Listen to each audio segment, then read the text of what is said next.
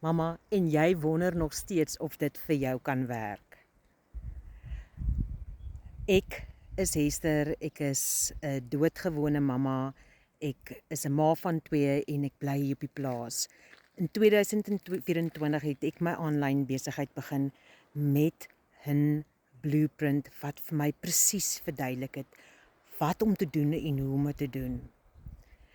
As jy kan sien om 2 ure van jou dag te gebruik om nuwe skills te leer, om sekere stappe te volg van wat jy moet implementeer.